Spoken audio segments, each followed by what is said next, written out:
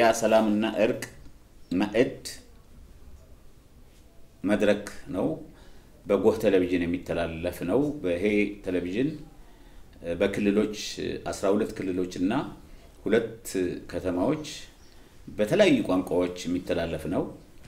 ዛሬ በአማርኛ ነው እናስተላልፈው ከዛ በመቀጠል ሌሎች ደግሞ በሌላ ቋንቋ የሚተላለፍ ፕሮግራሞች አሉ ስለዚህ ዛሬ እኔ ሙኡዝ ገብረ ህይወት ባላለው አዘጋጅና አቅራቢ ነኝ ይሄን መድረክ ያው በሽምግልና የሰላም አምባሳደርም ስለሆንኩኝ በሽምግልና በእርቅ ስራችንም በዚህ እንደመሆኑ መጠን በዚህ ላይ መስራት እንዳለብን ስለተወሰነ በሰላምና ኢትዮጵያ ህዝብ እንደምታዩት ችግር ያለበት በአሁን ሰዓት አንዳንድ ቦታዎች ግጭቶች አሉ ችግሮች አሉ ስለዚህ ይሄንን ፕሮግራም ይሄን የሚፈታ ነው ምክንያቱም እርቅ ኮሚሽን አለ ሌሎች ሰላም ሚኒስተር አለ ሌሎችም አሉ እንደ ህብረተሰብ ደግሞ እዚህ እየተወያየን መፍትሄው አምጥተን ለሚመለከተው አካል ሰጣለን በሚዲያም እየተላለፈን ያለው በአለም ላይ እየተላለፈን ያለው ስለዚህ የጀመርናቸው ጅምሮች አሉ በዚህ እንቀጥላለን ዛሬ ግን በኢትዮጵያ ሰላምና እንዴት እናምጣው እያንዳንዳችን እዚህ ያለው አብዛኛው ምሁራኖች ነን ብዙ ስራ ይሰራን ሰዎች ነን ከህብረተሰብ ውስጥ ነው ያለነው ስለዚህ ይሄ ህብረተሰብ ሰላም እንዴት ያገኝ ይሄ ግጭት እንዴት ይቆም እንዴት እናምጣው ኢትዮጵያስ እንዴት እናጽናት የሚል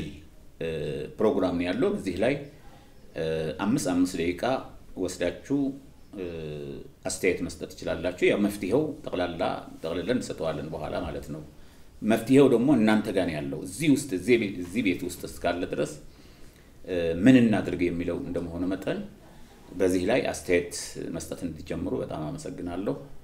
ከወይዘሮ በለጡ ልጀምር እሺ ድሉ ስለተሰጠኝ አመሰግናለሁ በቅድሚያ እኔ ወይዘሮ በለጡ በልፌ ይባላለሁ ቅድሚያ ማመሰግነው ፈጣሪያችን እንደሰበሰበን አምላክ ክብሩን እሱ ይውሰድ እግዚአብሔር ይባረክ እግዚአብሔር እቺን ሀገር ስለሚወዳት ስለሚያስብላት ከመናጋት ወተን እዚህ ደርሰናል ስለዚህ እግዚአብሔር ይመስገን ይሄንን ደግሞ ስፍራ እንደዚህ አዘጋጅቶ ሁላችሁም ነው ተነጋገሩበት ብሎ በነጻነት የሰጠንን አገር ወዳዱን ኮርዳዊትን እጅግ አርጌ አመሰግናለሁ ሰብሳቢያችን የሆኑትን ደግሞ እያንዳንዱን እስቲ ነው ተንፍሱ የሚሉትን ነው ተናገሩ የልባችሁን የሚሉትን አምባሳደር ሙኡዝ ገብረ ህይወትን አመሰግናለሁ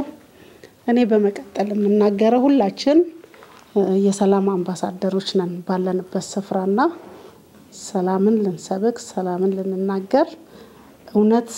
ያለበት ስፍራ ላይ ነው ያለነው የሚታይ ነገር የሚዳሰስ ነገር ነው ያለው አሁን አዲስ አበባችን አገራችን ለየት ያለ የሌሎችን ሀገር የምናፍቀውን በአገራችን እያየን ልማት በተሻሻለበት በተሰራበት እናት ልጇን የምታጎርስበት አታ አሁን ግን ተማሪዎች ከትምህርት ቤት ሳህን ሳይቋጥሩ ከቤታቸው ሄደው የሚበሉበት የሚለብሱበት የሚማሩበት ሳያጡ እየተማሩ ነውና እናቶችን ያሳረፈ ነገር አለ ስለዚህ ለዚህ ለተዋበች ለአዲስ አበባችን ለምድራችን ለኢትዮጵያ ደግሞ ምን ያስፈልጋታል ሰላሙ ደግሞ ከኛ ይጠበቃል ሰላምን እንሰብክ ሰላምን እናወራ ከሆነ እኛ እዚህ የመጣን ሰዎች ከቤታችን ጀምረን ይሄንን ሰላም ማወጅ አለብን እና በቀጠናችን በወረዳችን በክፍለ ከተማችን በእድሮቻችን በቁቦች ስፍራ በመንገናኝበት ሁሉ እኛ ይሄን መረዳት ላቃታቸው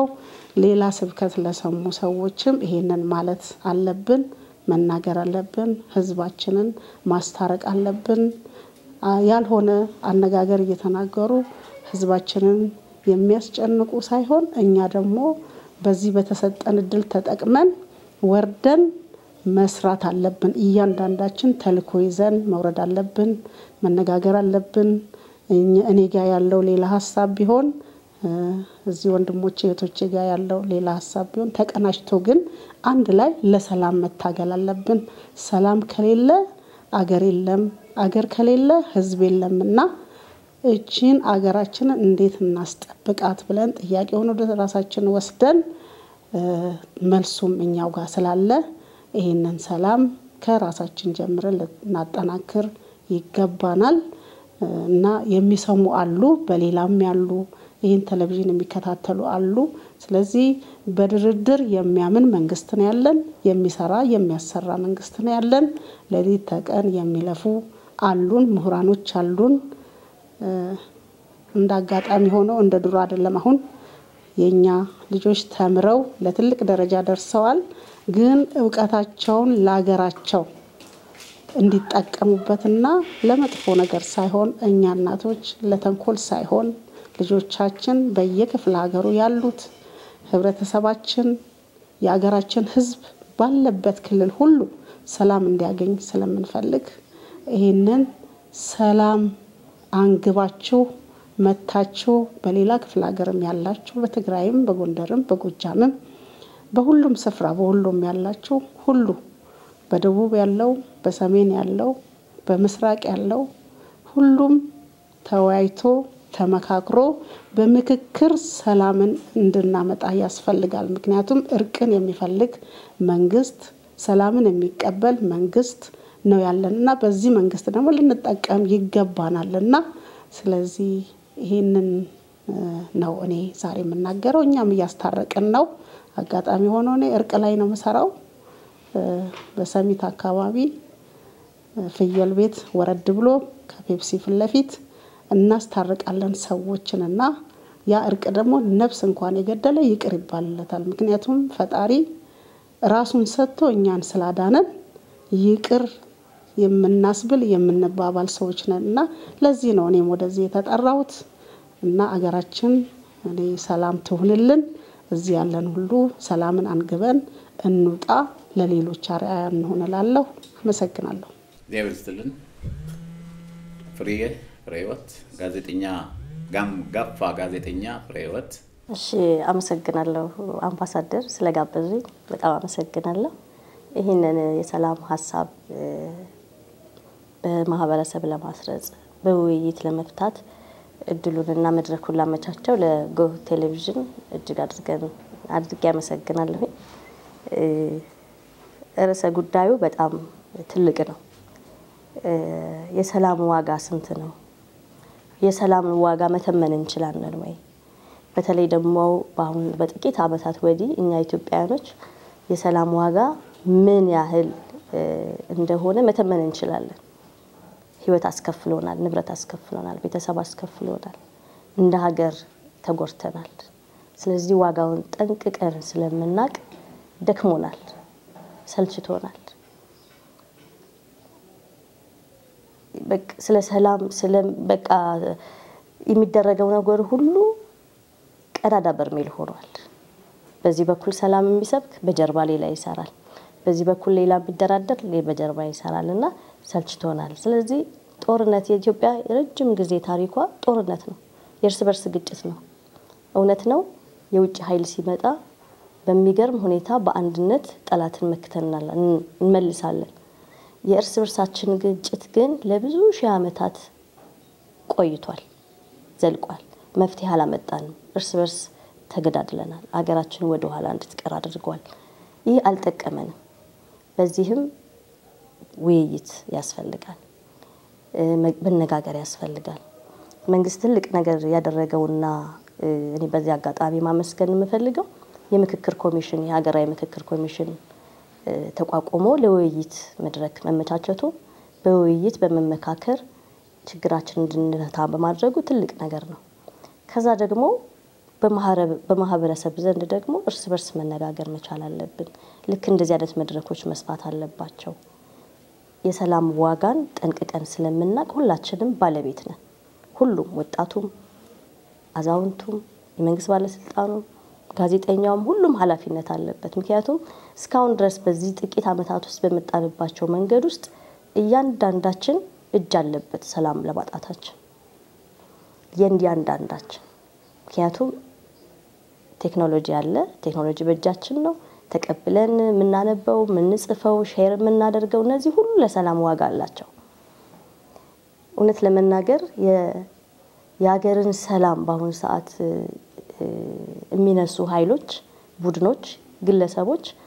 እነሱና ቤተሰቦቻቸው በሰላም ነው የሚኖሩት ዋጋ እየከፈለ ያለው ግን ማህበረሰቡ ነው ዋጋ እየከፈሉ ያሉት ደግሞ ሴቶችና ህፃናት ናቸው ዋጋ እየከፈለች ያለችው ሀገር ናት እንደ ሀገር ዋጋ እየከፈለን ነው በውይይት መፈታት የሚችሉትን በውይይት የስልጣኔ መንገድ እኮ ነው አይደለ ውይይት ጦርነትስ ጦርነት ስለ ጦርነት ለማንም ምንም ማስተማር አይቻልም ምክንያቱም እናቃለን እንደ ልጅ ምንማርበት አይደለም የሀገርን ኢኮኖሚ ይጎዳል የሰው ይቀጥፋል ጊዜን ያባክናል ሀገር ወደ ኋላ ይጎትታል ግልጽ ነው ግን የጦርነቱ መሪዎች የእርስ በርስ ግጭት መሪዎች የሰላም አደፍራሾች ቤተሰቦች የት ነው ያሉት ባለፉት ጊዜ ጦርነት ውስጥ እኔ አንድ ያስተዋልኩት ነበርና እኔ ትግራይ ጦርነት ለኔ በጣም ፔንፉል ነው የትግራይ ልጆች እንደ ምን እየረገፉ እንደ ቅጠል እየረገፉ ያማረ ልጆች እንደ ቅጠል እየረገፉ አውሮፓና አሜሪካ ሆነው ግን ሰፖርት የሚያደርጓቸው የልጆቻቸውን ግራጁዌሽን እያከበሩ ያሳዩን ነበር ዩቲዩብ ላይ ይጨፍሩ ነበር ልጆቻቸውን እያስመረቁ ያሳዩን ነበር የኛ ልጆች ግን የት ናቸው የእርስ በርስ ግጭት ላይ ጨቅላ ልጆች ገና ህፃናት ልጆች ሴቶች እየተደፈሩ ባለበት ጊዜ ስለዚህ የሰላም ዋጋን ጠንቅቀን አውቀን ሰላምን የማይፈልጉ ቢዝነስም ነው አሁን በኢትዮጵያ ውስጥ ሰላም ማሳጣት በራሱ ቢዝነስ ነው ለዛ ደግሞ እኛ መመቻቸት የለብንም መንቃት አለብን መንቃት ነው ያለብን እንግዲህ 3000 ዘመን ስልጣኔ ያለን አገር ከሆነ ያለን ማህበረሰብ ከሆነ ለራሳችን የሚጠቅምንም ማድረግ የስልጣኔ አንዱ መገለጫ ነውና የሰላም ዋጋ እጅግ የማይተመን ነውና ጠንቅቀን ስለምናቀው ስለ ሰላም እንነጋገር ለሰላም ደግሞ አስተዋጽኦ እናድርግ በጣም አመሰግናለሁ ጋዜጠኛ ፍሬዘር የሃርሞኒ ዩቲዩብ ባለቤት አሁን ደግሞ የተከበሩ ዶክተር ጌትዬ የዩኒቨርሲቲ መምህር ናቸው የስነ ልቦናም ተመራማሪ ናቸው ብዙ ዛሬ አክብረውን ስለመጡ በጣም እናመሰግናቸዋለን ብዙ ለኢትዮጵያ የሚጠቅም ነገር አስተያየት የሚሰጡና የሚያስተምሩ ሰው እንደመሆናቸው መጠን እሳቸው ደግሞ በሰላሙ ጉዳይ ምን ማድረግ አለብን በእርቅና ሰላም ምንድነው የምናደርጋቸው የሚለውን ነገር ያስተምሩናል ያስተላልፉልናል ብለን እንገምታለን እሺ አመሰግናለሁ ስለተጋበዝኩ ድሉን ስለሰጠኝ አመሰግናለሁ እንግዲህ በጣም ሰፊና ትልቅ አጀንዳ ነው በዚህ ትልቅ አጀንዳ ብዙ ማቅረብ ባይቻልም የተቻለውን ያለ ለማቅረብ እንሞክራለን መጀመሪያ ይህ አጀንዳ ሆኖ ሲመጣ ያው ሰላም ቸግሮናል ማለት ነው እርቅ የሚባል ነገር የሚመጣው የተጣላ ወይም ያልተግባባ ወገኖች አሉ ማለት ነው ስለዚህ ስለ ሰላም ውይይት ሰላም ያስፈልጋል ብለን ስንነሳ ሰላም ያለ ምንም አቆም ለዘላለም የሚያስፈልግ ቢሆንም ግን ለኛ እንደ አጀንዳ ሆኖ የመጣበት የሰላም ጥረት ኢትዮጵያ ውስጥ ተፈጥሯል ማለት ነው ስለዚህ የሰላም ችግር ስለገጠመን ሰላም እናምጣ ነው አላማው ይሄ መልካም ስራ ነው ሁለተኛ ኢትዮጵያ የሰላምን ዋጋ እንግዲህ እንደሚታወቀው ሰላምን ስንጠራት በጣም ቀላል ናት ስናወራውም ቀላል ነው የተቸገርነው መኖር ነው ሰላምን መኖር ነው ያቃተን ሰላምን መኖር ያቃተው ማን ነው ብሎ ግን ለከሌ የሚሰጥ አይደለም ዳገር ነው ሰላምን መኖር ያቃተን የታመመችውም ኢትዮጵያ ስለሆነች ግን በኢትዮጵያ በታሪኳ የሰላምን ዋጋ ታቃለች ወይ ያው ታቃለች ጠንቅቃ በደንብ ታቃለች የሰላምን ዋጋ ስለምታቅ ትንሹም ትልቁም አገር ሲወራት ራሷን ከመከላከል ያለፈ ለሌላ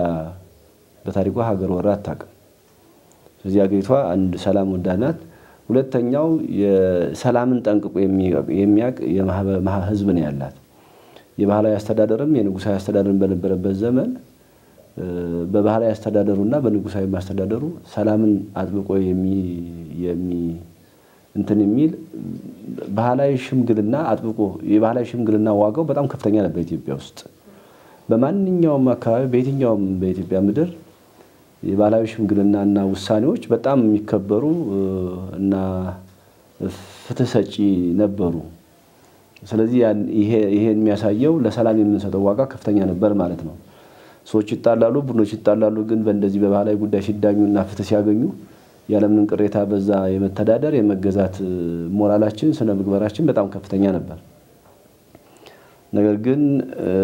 ዘመናዊ ፖለቲካችን ከተጀመረ ጀምሮ ያለው በዚህ ዙሪያ የሚመጣው የሰላም ችግር ነው ለኢትዮጵያ ሕዝብ ችግር መሆኑ የመጣው አጠቃላይ የኢትዮጵያ ፖለቲካ አየር ላይ ያለው ሐሳብም ሆነ ፍላጎቶች በአንድም በሌላ መንገድ የኢትዮጵያን ሰላም በመንሳት በተለያየ የዘመን እና የትውልድ ዘመኖች ሲበድላት ሲያስቸግራት እና ስትታመም ስትነሳ ነው የመጣችው በዚሁም ጋር በተያያዘ ደግሞ በሚታይም በማይታይም እጆች ወይም አጀንዳዎች የኢትዮጵያ መረጋጋትና ሰላም መሆን የሚያማቸው ወገኖችም አሉ እነሱም ቢሆን መብታቸው ነው ለምን በእኛ ጉዳይ እንደሚታመሙ የራሳቸው ፍላጎት ነው ነገር ግን እነሱ አጀንዳቸውንም ፍላጎታቸውንም በማይታይ እጃቸው የሚዘረጉት እኛው ትውልድ ላይ ነው የነሱን አጀንዳ የሚሸከመው የኛው ትውልድ ነው ስለዚህ አጠቃላይ የታመምነው እንደ ሀገር ነው መታከም ያለብን እንደ ሀገር ነው ሰላምን ለማንም ሰጠው አይደለም ሁሉም ባለው አበርክቶ መንግስት የበላይነቱን ድርሻ ሊወስድ ይችላል ግን ዋናው ነገር ህዝብ ነው ህዝብ ስንል ወደ ኋላ ያለውን የማህበረሰቡን እሴት ወደ ተግባርና ወደ መሬት ብናወርደው መልሰን ይሄ የፖለቲካ ሸቀጡ ተቀባይነት ያጣል ብዬ አስባለሁ ምክንያቱም ህዝቡ የራሱ እሴት አለው የራሱ የህርቅና የማስተረቅና የመተዳደር ባህል አለው ያንን ወደዛ መመለስ ተስኖን ነው አሁን የሀገር ሽማግሌዎችን በየአካባቢ ያሉ የሃይማኖት ተቋማትን ብዙ በቃ በማህበረሰቡ ዘንድ ከፍተኛ ተቀባይነት ያላቸው አካላቶች ተቀባይነታቸውን አጥተዋል በትውልድ ተቀባይነትን ካጣ ደግሞ እንደገና ራስን ፈትሸ ወደ ተቀባይነት ለማምጣት የሚያስፈልገውን ነገር አስተካክሎ ከትውልድና ከዘመኑ ጋር ማስተረቅ ነው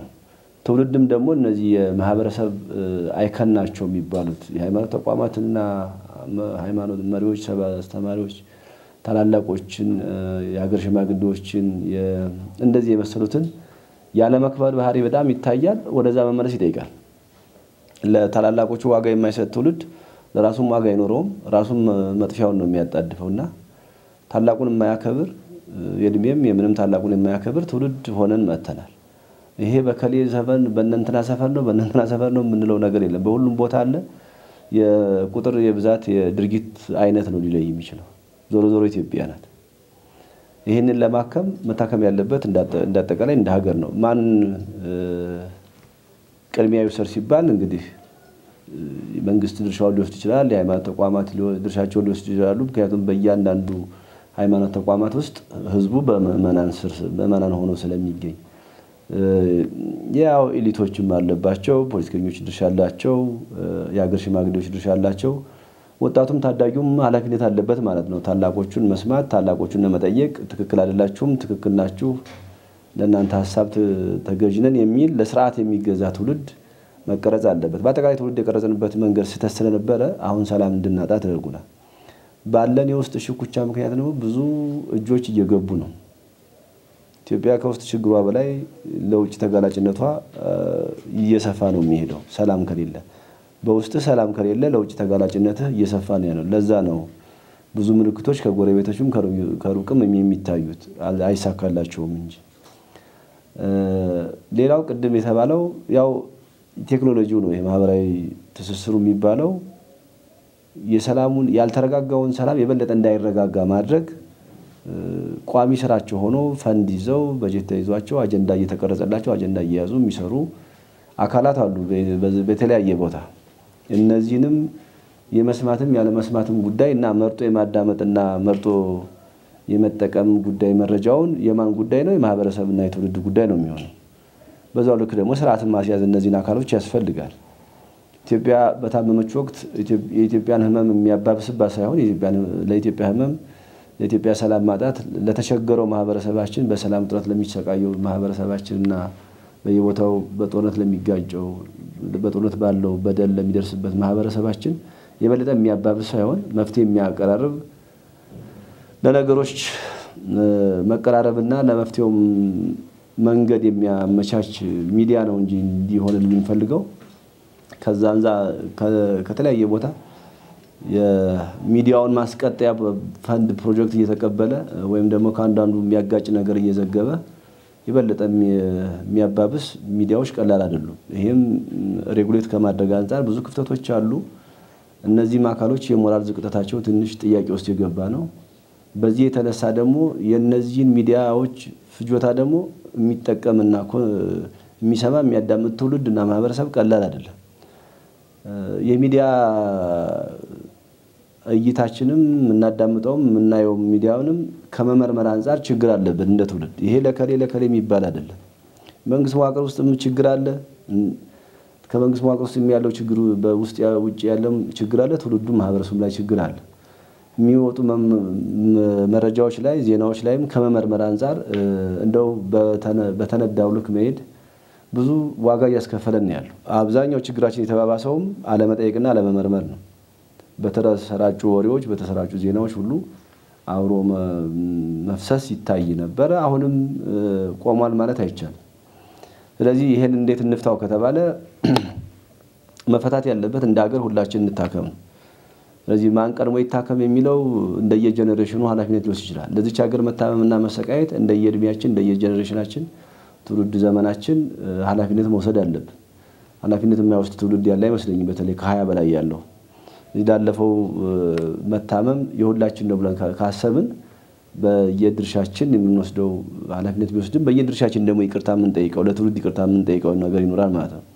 እንግዲህ ሰላም ሲባል ውይይት ነው። ውይይት ሲባል ደግሞ ይቅርታ አለ ማለት ነው። በሰላም ውስጥ ይቅርታ የሌለው ነገር ጉዞ ሊኖር ስለማይችል ከዚህ አንፃር በየዘመኑ ትውልዶች ለትውልድ ይቅርታ ቢጠይቁ ጥሩ ነው። ለኔ ባንድም በሌላ መንገድ ለኢትዮጵያ ብለን በመናረጋው አበርክቶ ብዙ ተሰርተና ስተቱ እስካሁን ድረስ የራሱ የሆነ የትውልድ ላይ አሻራ አድርሷል። ስለዚህ ከኛ ተማሩ የሚል ትውልድ እኮ አልተፈጠረም። በተለይ ትልልቆቹ ትውልዶችና ከታች ያለው ደግሞ ሳይመረምር ሳይጠይቅ ዝም ብሎ ለሚጠቅም ለማይጠቅም ሐሳብ አብሮ መጓዝና መደገፍ ላደረገው አበርክቶ ተመልሶ ማህበረሰቡ እንዲታመም እንዲጎዳ ኢትዮጵያ እንድትታመም ለውጭ ተጋላጭ እንድትሆን ሌሎች እጃቸውን እንዲያስገቡበት እድል ማመቻቸት በማድረግ በኩል ያው የኢትዮጵያ ትውልድ ነው። ማንም ኬንያዊ እና ሌላ ቻይናዊ ሰው እዚህ መጥቶ አጀንዳ አይሸከምም። አጀንዳ ሊሰጥ ይችላል ከውጭ። ስለዚህ አጀንዳውን የተሸከመው ውጭ ሆኖም በሚዲያ አገር ውስጥ ሆነው የኢትዮጵያ ሰው ማንኛውም አለ። ከየትኛው ከከሌ ብሔር የሚባል አለ። ከሁሉም ብሔር አለ። ሚዲያ ይዞ ዩቲዩብ ይዞ ላለመረጋጋት የሚሰራ አለ። በዛው ልክ ደግሞ ለኢትዮጵያ የኢትዮጵያ እንዳትናወጥ እንዳትነካ የሚጥረው ማህበረሰብ በብዙ ጥፍ ስለሚበዛ ነው ያልተሳካላቸው። ግን ትውልድ አገናባችን ትክክል ስላልሆነ ጥቂቶቹ ብዙሃኑን እየተጫኑት ስለሆነ በአንድም በሌላ መንገድ እዚህ ላይ አንደኛ ትውልድ እንገነባበት ስርዓት ላይ የተወሰነ አንዳንድ ማሻሻያዎች አሉ ከመንግስት። ሁለተኛ ማህበረሰብና እነዚህ የማህበረሰብ አይከን ናቸው የሚባሉት የሀገር ሽማግሌዎች የባህል የሃይማኖት በጣም ስርዓት ወደ ነበረበት ስርዓት የመመለስ ግዴታ ያለባቸው ይመስላል። የነሱ መስመር መልቀቅ ነው ትውልድ የተበላሸው። የትኛው ሀገር ሽማግሌ ነው ተናግሮ ሳይሰማ የነበረው በኢትዮጵያ ታሪክ? የትኛው አባገዳ ተናግሮ ነው የማይሰማው? የትኛው የሃይማኖት ተቋም መሪ ወይም ሰባኪ ተናግሮ የማይሰማም ነበረ መክሮ? አሁን ሰሚ ጠፍቷል። ለምን? የዘራነውን ያገኘነው። ስለዚህ ወደ ኋላ ስንመለስ ሁላችን ራሳችን ስንጠይቅ በየሚናችን በየድራሻችን ራሳችን ስንጠይቅ ስንመረምር የት ጋር ነበር ስህተታችን የት ጋር ነው ስብራታችን እንደ ማህበረሰብ የቱ ስብራታችን ነው ለርስ በርስ ግጭት እያደረሰን ከጊዜ ወደ ጊዜ መቆራቆዝ እያደረገን ያለ ነው የሚለውን ጥያቄ መመርመር ስንችል መዋቅራዊ የሆኑ አካላቶችን ደግሞ በደንብ ቅድም እንደተባለው መንግስት ያው የሰላም ሚኒስቴር ማቋቋም አልተጀግሩ እቺ ሀገር ችግር ውስጥ ገብታ በኢትዮጵያ ብቻ በአለም ብቸኛ ናት የሰላም ሚኒስቴር ያላት ሀገር ኢትዮጵያ። ጠንካራ የክርስትና ሃይማኖትና የእስልምና ሃይማኖት ያላት ሀገር የሰላም ሚኒስቴር አቋቁማለች። ምን ያህል እንደተቸገረ ማሳየው ይሄ ነው። ስለዚህ ይሄ አለ እንደገና ሀገራዊ ምክክር መጥቷል። የሽግግር ፍትህ የሚባለው እነዚህ ተደምረው በመዋቅርና በህግ ሲሰሩ ደግሞ ሰላሙ ሲመጣ የበለጠ ትውልዱ እየተቀረጸ እየተስተካከለ ይመጣል ብዬ አስባለሁ። ወደ ራሳችን ነው መመለስ ያለብን። ከሌ የሚባል ሀገር እንዲያርጎን ከሌ የሚባል ሀገር እንዲያርጎን የሚባለው ለዛ ሀገርም አጀንዳ ተሸካሚም ሰጭም እየሆን ያለ ነው እኛ ነው። በተጨባጭም እያየን ያለው በየዘመኑ ይሄ ነው እና በውስጥ ችግራችን በውስጥ ሰላም አለመኖራችን ብዙ አተናል እኮ በታሪክ አይደል ግዛት አተናል ቀይ ባህር አክሰስ አተናል አሁን እንደ አዲስ ችግር ላይ ወድቀናል የቀይ ባህር አክሰስ ማግኘት አለብን ብለን ጥያቄ ውስጥ የገባነው እኮ በትውልድ ዘመን ያጣነው ነው በርስ ከጣሊያን ጋር ወይ ከኬንያ ጋር ስንዋጋ አይደለም ያጣነው በርስ ጦርነት ነው ያጣነው እኛ እርስ በርሳችን ስንዋጋ ኤርትራን አጣናት እርስ በርሳችን ስንተራመስ የባህር በር አተንቀረን አሁን ደግሞ እንደ ባህር በር ጥያቄ ይሄሉና ጉዳይ ሆኖ መጥቷል ዞሮ ሁሉንም ችግር ያፈጠነው እኛው ነን አይኛ አይደለንም የመንግስት መዋቅር እኮ ነው ፖለቲከኛው ከየት ነው የመጣው ከኬንያ ነው ከቻይና ከዚሁ ህዝብ የበቀለ ነው ከዚህ ህዝብ የበቀለ የመንግስትም ሆነ ከመንግስት ውጭ ያለ መዋቅር ህዝብ ጥሩ ካልሆነ ኃላፊነቱ የተሸከመው ማን ነው ህዝብ ነው ስለዚህ ተሸካሚው አካል ነው ማስተካከል ያለበት ቀራጩ አካል ነውና ለኢትዮጵያ መበደል ቤተሰብ አስተዋጽኦ አለው ማህበረሰብ አስተዋጽኦ አለው ቅድም ያልናቸው አካሎች ስተሰርተን ነበር ብለን ብንወስደው ስለዚህ ለምን አንስተካከልም ካል ደግሞ በጣም ቀላል ነው በአጭር ጊዜ የመስተካከል እድሉ ህዝብ ለስተካከል ካለ እኮ ላርመው ካለ ቀላል ነው ህዝብ ማይፈታው የለምና በዛ ደረጃ ብናየው ጥሩ ነው ብዬ አስባለሁ ለጊዜው አመሰግናለሁ እናመሰግናለን ዶክተር ጌትዬ እሺ መጀመሪያ ስሜን ላስተዋውቅ ስሜ ገብረስላሴ መዝገበ እባላለሁ መጀመሪያ ማስመሰግነው እዚህ የተሰበሰብንን ሰዎች ስለ ኢትዮጵያ ጉዳይ ይመለከተናል ስለ ኢትዮጵያ ህዝብ ሲፈታ ችግራችንን አውሮ ይፈታል ብሎ ያለንን የዕለታው ስራ ምንገፋው የዕለት ጉርሻችን ምናገኝባትን ጊዜ ለጎንተን እዚህ በመከሰታችን እዚህ ተገኝተን ስለ ሀገር መወያየት ኢትዮጵያ ህዝብ ወክለን የትኛው ብሄር የሚሆን ከጫፍ እስከ ጫፍ ኢትዮጵያ ህዝብ ወክለን ነው እዚህ የምንወያየው ስለ ሰላም ቀጥሎ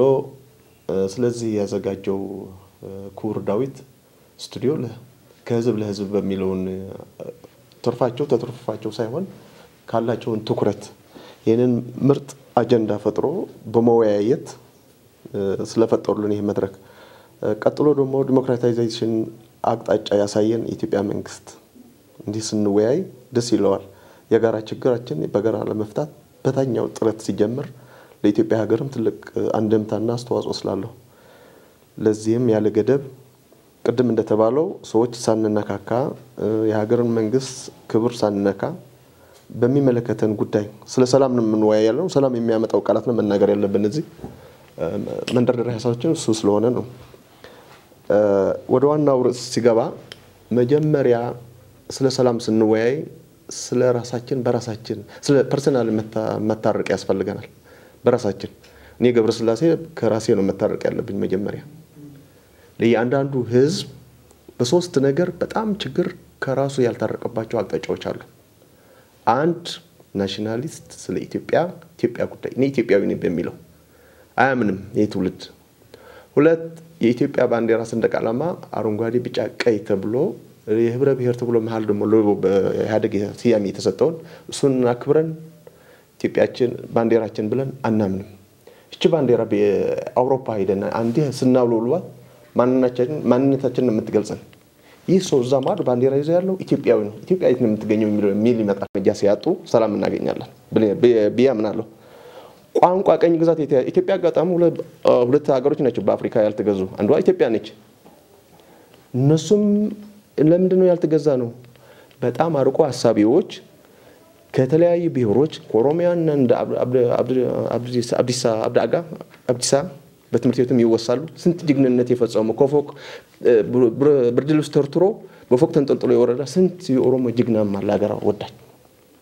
በሁሉም አቅጣጫ እንደመታደል ሰፊ ኦሮሞ ህዝብ አለ ጨዋ የሆነ ህዝብ በጣም አርቆ ሐሳቢ ኢትዮጵያዊነት ፍቅር ያለው የተቸገረ ግን ከኦሮሚያ የሚወጣው ኢሊት ከትግራይ የሚወጣው ኢሊት ከአማራ የሚወጣው ኢሊት እነዚህ በተለይ ሶስት አካሎች ከሰሱ የጠቀስኳቸው ብሔር አካባቢዎች ችግር እነሱ ኢኮኖሚያችን ጫና እየፈጠሩ ችግሩን እየፈጠሩብን የሚሄዱ ያለው እነዚህ አካባቢ ነው ትኩረት ማድረግ ያለበት እንዲህ ተብሎ ደግሞ መቀጠል ያለበትም ነው ስለ ቋንቋ ቀኝ ግዛት የተያዝኩን ወደ ሌላ ርዕስ ሳይሄድ እዛም በቀኝ ግዛት እንግሊዞች በተያዙ ስቲል ነው ኦፊሻል ቋንቋቸው እንግሊዘኛ ነው በተጓዳኝ ግን ያላቸውን የተለያየ ብሔሮቹን ቋንቋ ሞቶ ጠፍቶ ምንነቱን ጠፍቶ ግን አይደለም እንደ ኦፊሻል ግን ይሄን ግን ምን ተጠቀማቸው እንግሊዘኛ በመጠቀማቸው ቅድም እንዳልኩት ዓለመቀፋዊ ቋንቋ በመጠቀማቸው በብዙ ምሁራን የተሰነዱ ሰነዶች የተጻፉ ሳይንስና የተቀመሩን ዕውቀት ለማንበብ በቅቶ በልጽጓል ከኛም የተሻሉ ሆነዋል እኛ ከጅምር ነው የምንመልጣቸው እንጂ ካሁኑ በጣም ወደ ኋላ ዘቅጠናል ኋላ ቀር ሆነናል ይሄንን ያመጣነው እርስ በርሳችንን ያለውን እንትንን ብላላ እርስ በርሳችንን ይሄን ስለተፈጠረ ነው አንድም ደግሞ እንደ ሀገራው ምክክር የዚህም አካል ጉዳይ ነው መናቅ ያለበትም በኢትዮጵያ መንግስት ዘም የሚለውን ህገ መንግስት እኔ ይሻል ሰው እንደ ብሔሩ ሳይሆን መስፈር ያለበት እንደ ዴሞግራፊ አቋማመጡ ጂኦግራፊካሊ ቦታው እሪያው ነው ይሄ ሜንሊ የኢትዮጵያ መንግስት ደግሞ ትልቅ አሸራ መጣል ያለበት ይሄ እድል አያገኘው ነዋሪው አይደለም ቢሾም አንድ 10 ዓመት ነው የሚቆየው ይሄ መንግስት አሁን ከመልካም ስራዎቹ ኢትዮጵያና አዲስ አበባ ዋና ከተማ ማስዋብ ስራ ላይ ተጠምዶ ብዙ ስራ እየሰራ ነው ያለው ይሄን ትልቅ አሸራ ነው ለኢትዮጵያ ለሱም ትልቅ አሸራ ነው ቀጥሎ ያለው ደግሞ ህገ መንግስት ማሻሻል ከማን ነው ግባት የሚወስደው ከኛ እንደዚህ ውይይት የሰላም ውይይት ስንወያይ ሀገራው ምክክር በሚወሰደው ሐሳብ እስከ አናላይዝም ተሰርቶ መሬት ላይም ወርዶ ብዙ ነገር መስራትም ይጠበቅበታል ባለሙያዎችም የውጮችም ማስገብተው ይሄን ነገርን መፍታት አለበት ሰዓት ደረሰ እየተባልኩኝ ነው እሺ ስለ ተሰጠኝ እድል አመሰግናለሁ ቴንክ ዩ ሶ ማች አመሰግናለሁ እንግዲህ በቅድሚያ እዚህ መድረክ ላይ ለሁለተኛ ጊዜ ነው ስገኝና ትልቁን እንግዲህ ያላችሁንም ክቡር አምባሳደር ሙዝንም ኮርዳውትንም ከዚህ በፊትም እንደዚህ ብዙ ሚዲያዎች ባሉበት የናላፊነት ወጥተው እየተሰራ ባልለበት እቺ አዳራሿ ትንሽ ትመስላለች እና ትንሽ እንመስላለን እልኝ ግን ሲዘራ ብዙ ነው እንግዲህ እኔ ራሴን ለማስተዋወቅ 10 አለቃ ብነት ምትኩ በፊት ኢትዮጵያን አትንኩ ነበር አሁን አፍሪካን አትንኩ እሷን ከነካችሁ ይመጣል ፍልኩለ ፓን አፍሪካኒስት ጎራ ተቀላቅለናል ምክንያቱም ለቡርኪና ፋሶ ብቻ አይደለም እኛ የሰው ልጅ መገኛ ስለሆነ ይመለከተናል ኢትዮጵያ ትልቅ ሀገር ናት እዚህ ላይ ደግሞ ስንመጣ ሚዲያ አራተኛ መንግስት ነው ይባላልና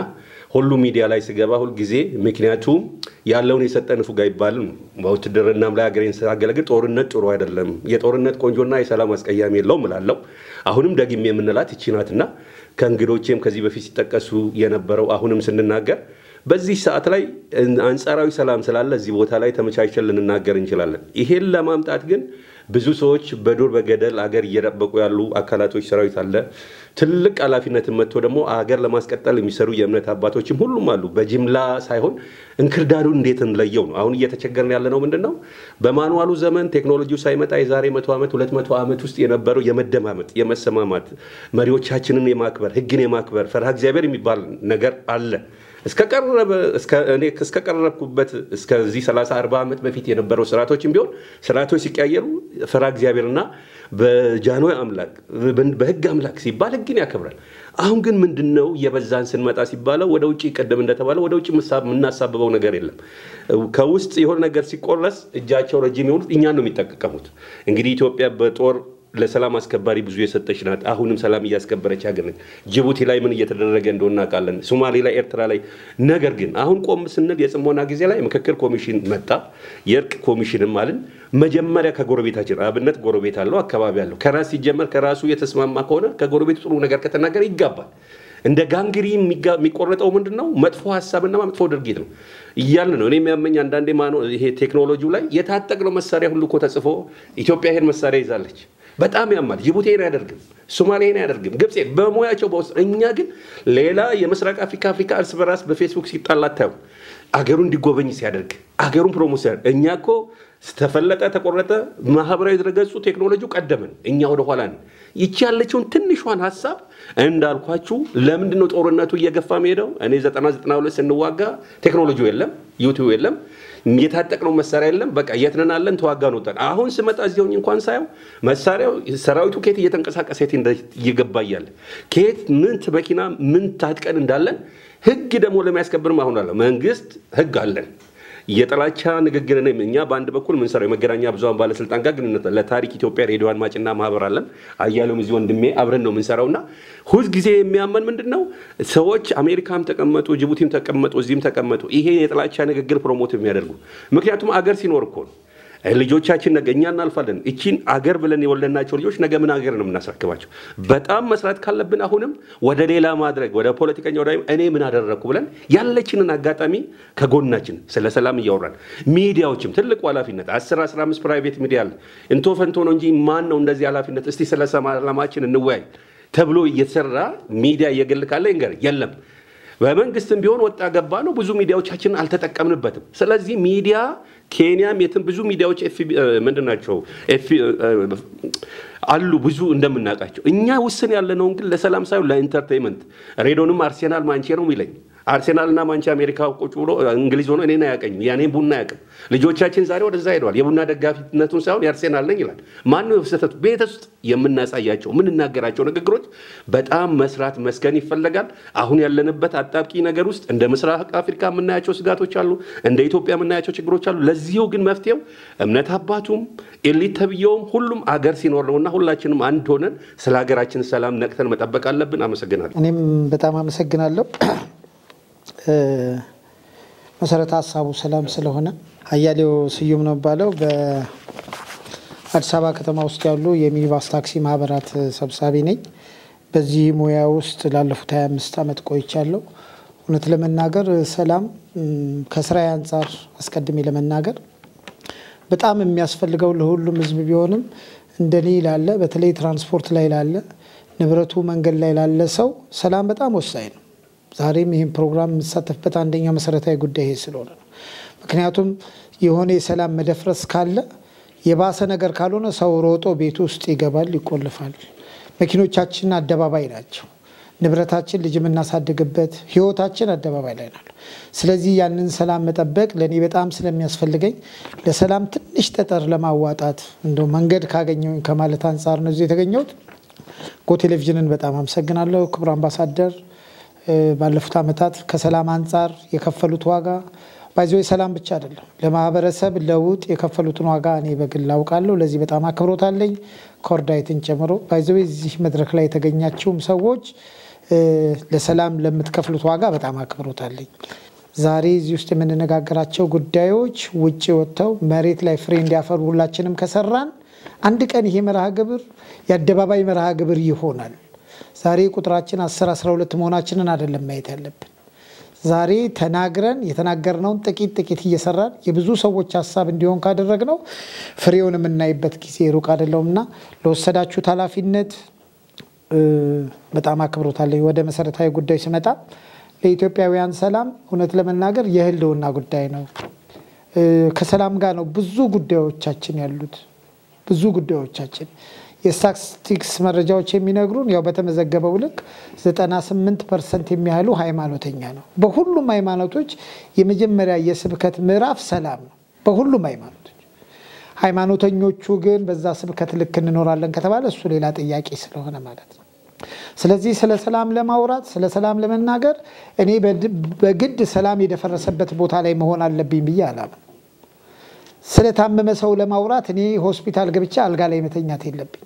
ስለ ሰላምም ለማውራት ጦርነቱ መሃል መኖር አይተጠበቅብኝ እዛ ያለው የኔ ወገን እዛ ያለችው የኔ እህት ነች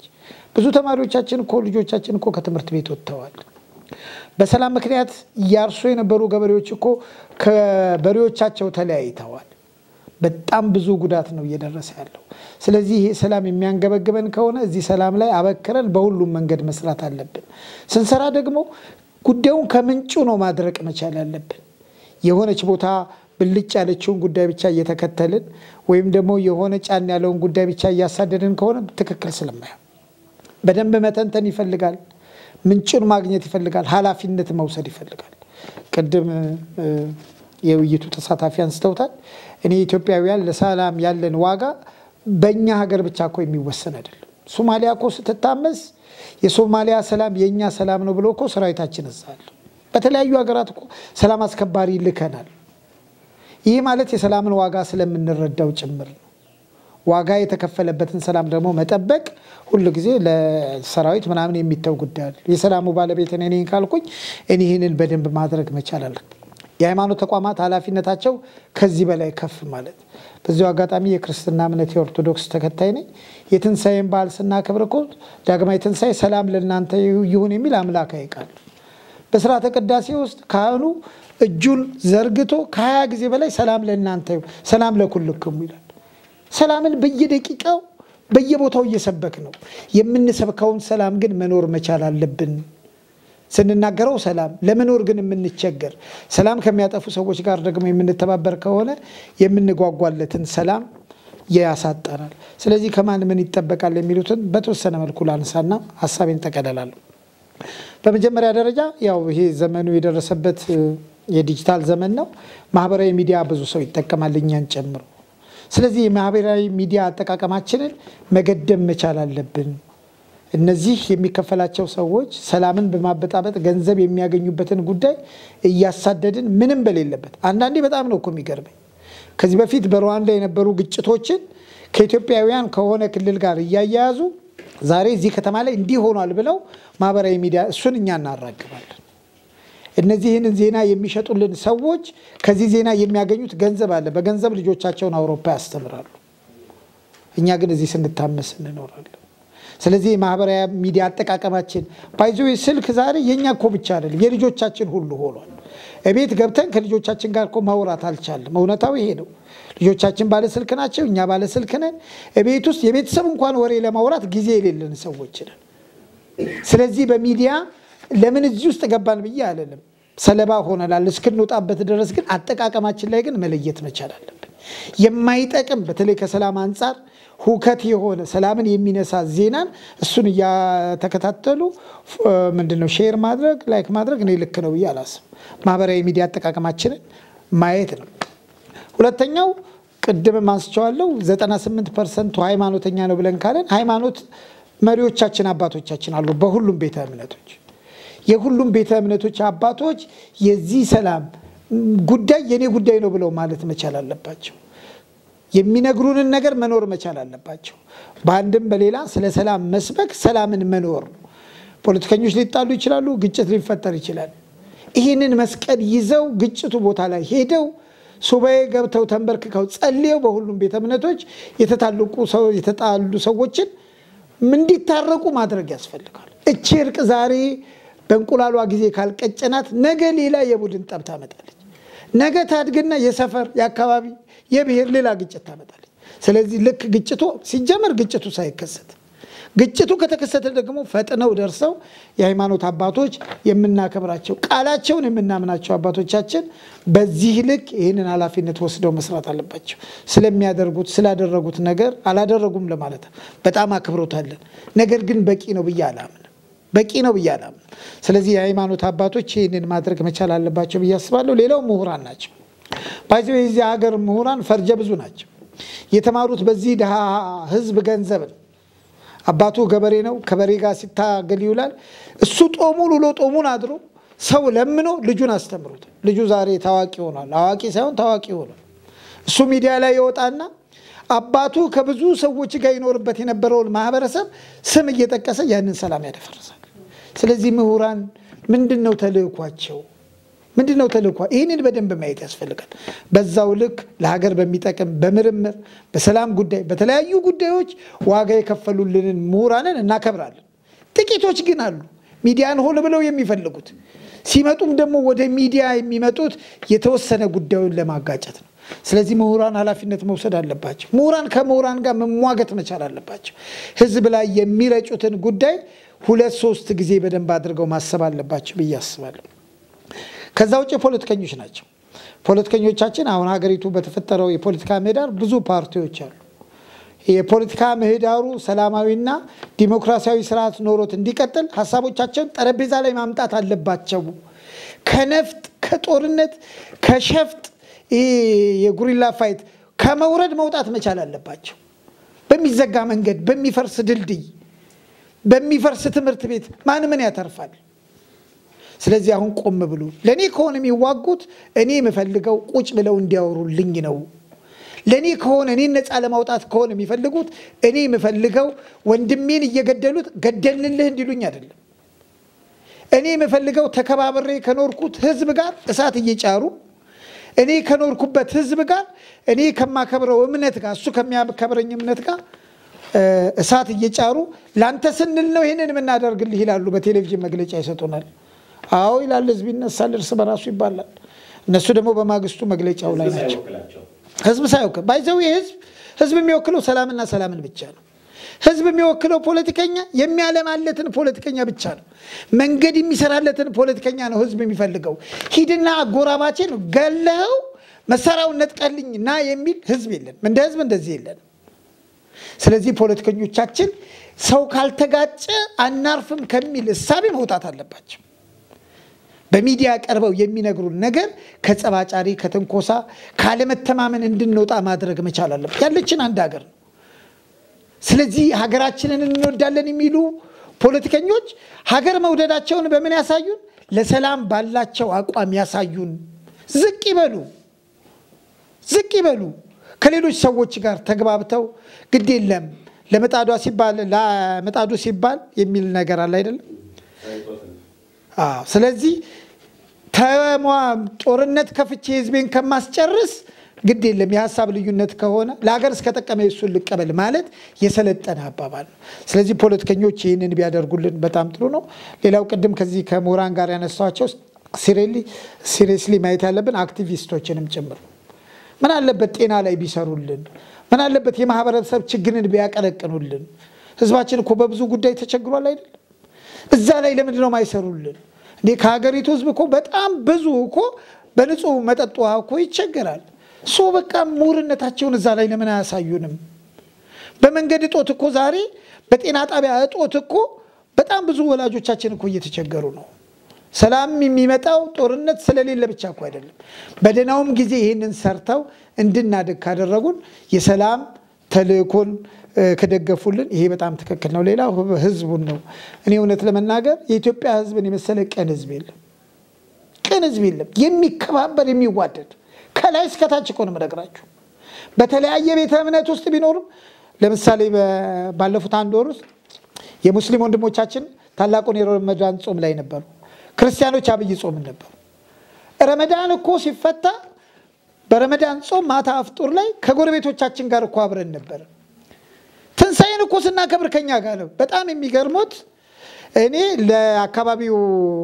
ምንድነው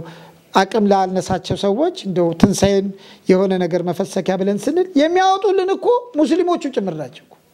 ከብት ገዝተው ይሰጡ። ከዚህ ህዝብ ጋር እኮ ነው የምንኖረው። ስለዚህ ለኛ የሚሻለን ሰላም ነው።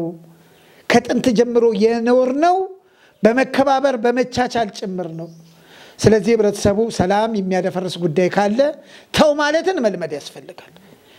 መሳሪያ የሚያነግቱ ሰዎችን ከማጀገን ይልቅ መሳሪያውን አስቀምጦ ወደ ጠረጴዛ እንዲመጣ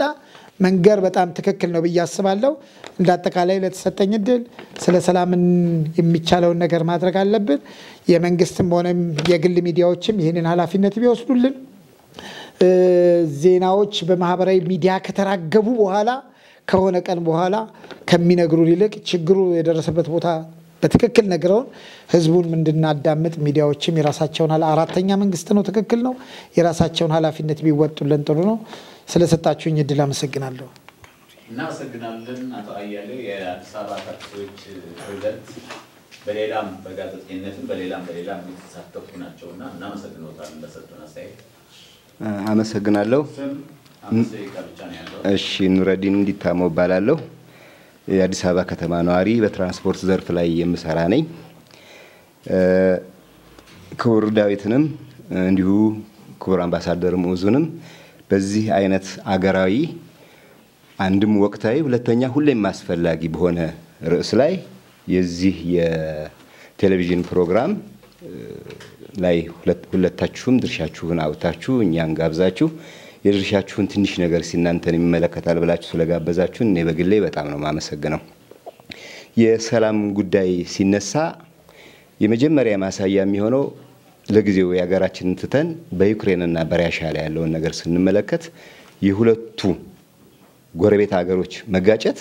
የዓለምን ኢኮኖሚ እንዴት አተራምሶት አሁን ዓለም በሙሉ በኢኮኖሚ ያለውን ነገር በሙሉ ግልጽ አድርገን ማየት እንችላለን። ሁለቱ ሀገሮች ላይ በከፍተኛ ሁኔታ በነዳጅ ምርት እንዲሁም በስንዴና በዘይት በምግብ ዘይት አቅርቦት ከፍተኛ የሆነ ድርሻ የነበራቸው ከዚህ ጋር ተያይዞ የምስራቁና የምዕራቡ ጎራ ባካሄደው ሂደት ላይ ሌሎች የምዕራባን ሀገሮች ራሽያ ላይ ባደረሱት ማዕቀብና ምርቷን ለገበያ ባለማውጣቷ በሙሉ የዓለም ገበያውን ታምሶ ነው ያለው። እንዲሁም አንዱም በከፍተኛ ሁኔታ ነዳጅ ሀገራችን ላይ ጨምሮ አሁን ለህዝባችን የኑሮ ፈተና የሆነበትን ነገር በግልጽ እናያለን። ስለዚህ ስለ ሰላም ስንናገር እኛ ቤት ከኛ ጎረቤት ከኛ ሰፈር ከኛ ወረዳ ዞን ከተማ ክልል ብቻ አይደለም ዓለምን በሙሉ የሚመለከት ነውና ስለ ሰላም ስንነጋገር በደንብ አስፍተን መሆን ይኖርበታል። ነገር ግን ስለ ሰላም ስንነጋገር ዜጎች በድርሻችን የምንወስደውን ያህል እኔ ኃላፊነቱን ሙሉ ለሙሉ ደግሞ አገር ወደሚመራው ፓርቲና መንግስት ጋር ነው የምወስደው። አገር የሚመራው ፓርቲና መንግስት በእያንዳንዱ አካባቢ በእያንዳንዱ ሰፈር በእያንዳንዱ ቦታ በተዋረድ ባስቀመጣቸው የክልል መሪዎች የዞን አስተዳዳሪዎች ከነኚህ አካባቢ ጀምሮ ስለ ሰላም ያለው ውይይትና በሰላም ላይ ስለሚሰራው ጉዳይ ላይ ከምንም ነገር በላይ አጀንዳው ሆኖ የዕለት ተዕለት ስራ የዕለት ተዕለት 7/24 በዚህ ጉዳይ ላይ መሰራት አለበት ብዬ አምናለሁ። ምክንያቱም እኔ ወደ ኋላ ሄደን ከ7 ዓመት በፊት ከዛ ደግሞ ቀደም 27 ዓመት ከዛ ደግሞ በፊት ደግሞ 17 ዓመት ስንመለከት በኢትዮጵያችን ውስጥ በሆነ አካባቢ ላይ አግቶ ገንዘብ ተቀበሉ የሚባሉ ሰዎችን ሰምተን አናውቅም። ስለዚህ ይሄ በእያንዳንዱ አካባቢ በአስተዳደር ላይ የተቀመጠው ኃላፊነት የወሰደው አካል ኃላፊነቱን ካለመወጣቱ የተፈጠረ እንደሆነ እኔ በግሌ አምናለሁ። ስለዚህ ለሰላም ጉዳይ ስናነሳ ድርሻው